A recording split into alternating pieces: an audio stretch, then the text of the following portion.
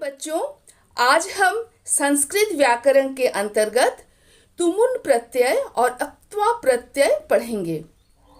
प्रत्यय क्या है?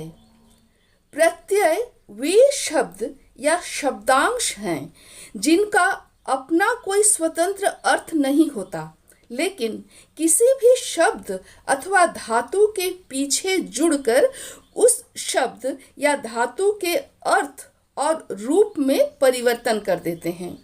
जैसे पठ धातु में जब तुमुन प्रत्यय जुड़ता है तो एक अलग पद बनता है पठितुम, जिसका अर्थ है पढ़ने के लिए। इसी पठ धातु में जब क्त्वा प्रत्यय जुड़ता है तो पद बनता है पठित्वा, जिसका अर्थ है पढ़कर। चलिए वाक्य बनाकर समझते हैं। राहुलः पठितुम विद्यालयम गच्छति। राहुल पढ़ने के लिए स्कूल जाता है, विद्यालय जाता है।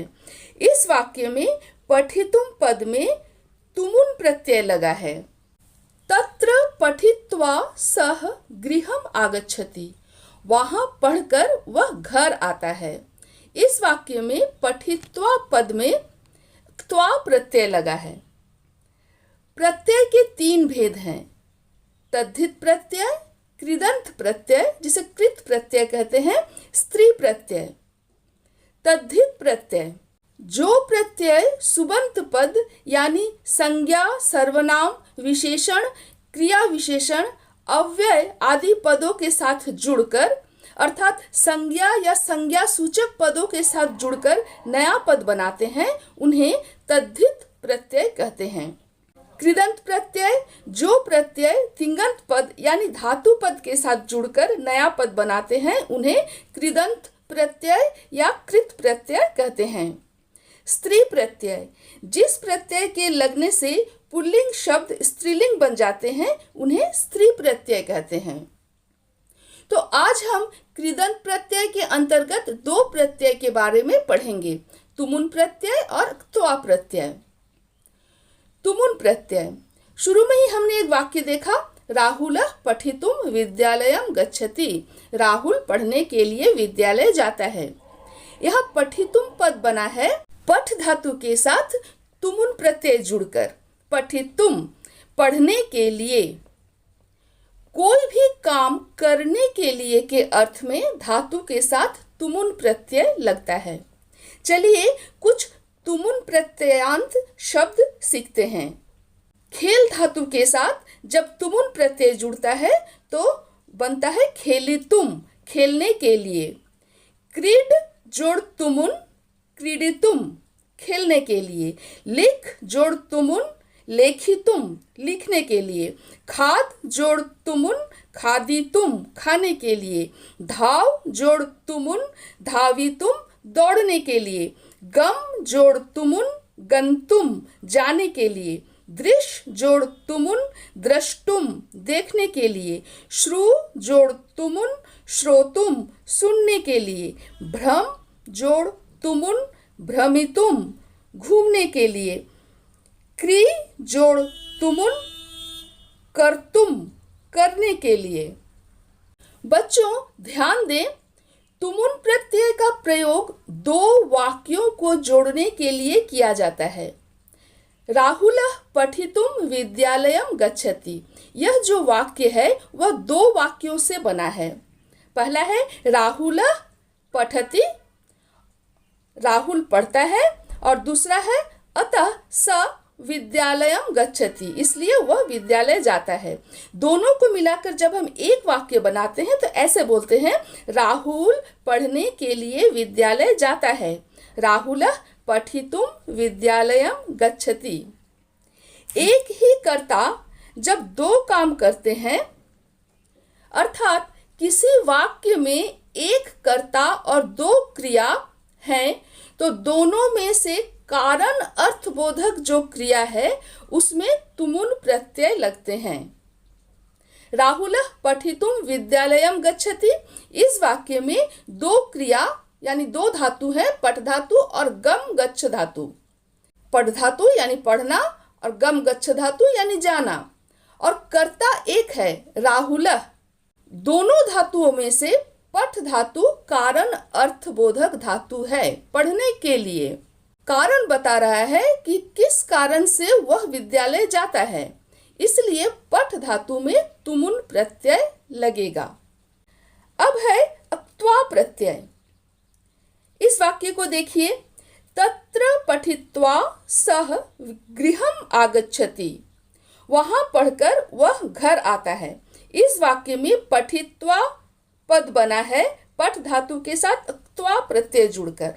जब एक ही कर्ता दो काम करते हैं, अर्थात किसी वाक्य में एक कर्ता और दो क्रिया हो, तो पहली क्रिया में अर्थात पहले जो काम हुआ उसमें अक्त्वा प्रत्यय लगता है।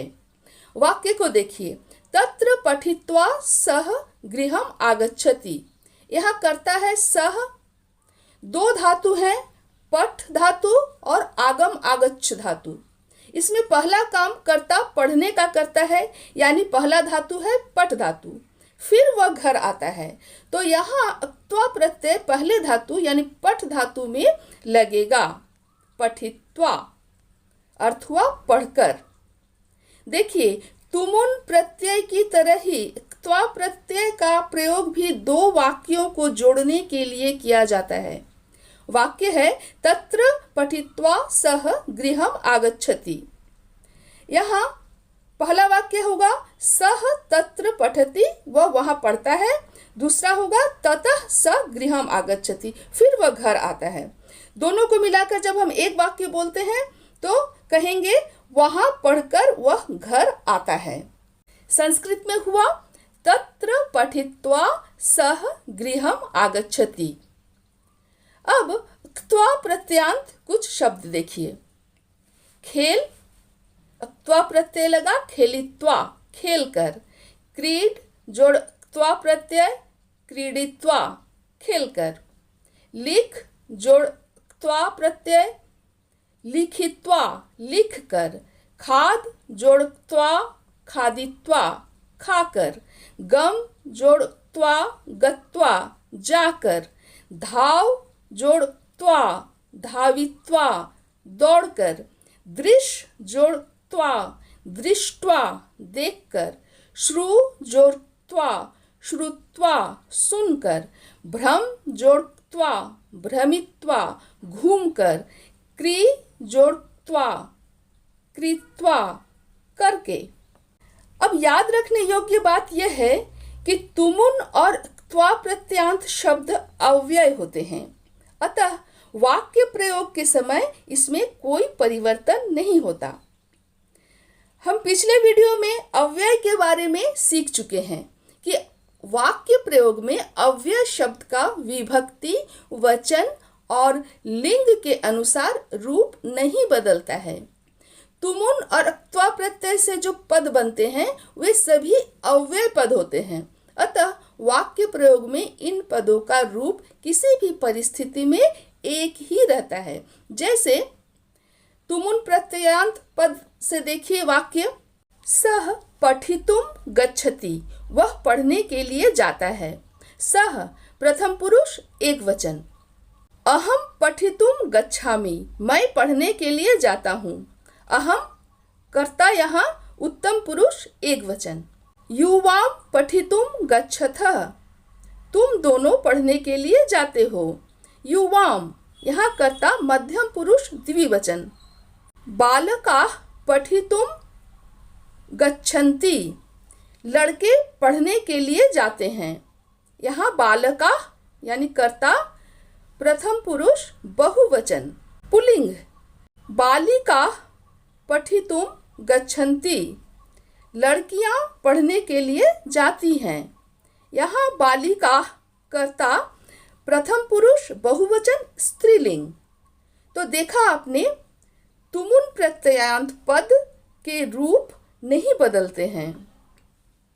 अब अक्त्वा प्रत्ययांत पद से वाक्य देखिए।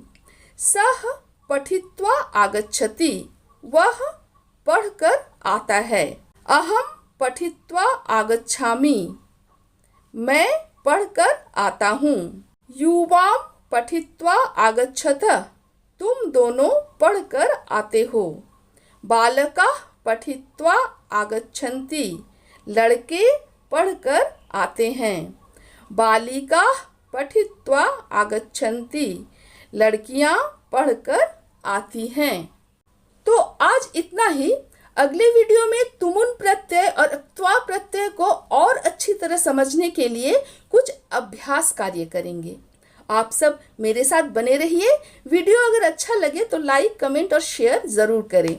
स्वस्थ रहिए, खुश रहिए।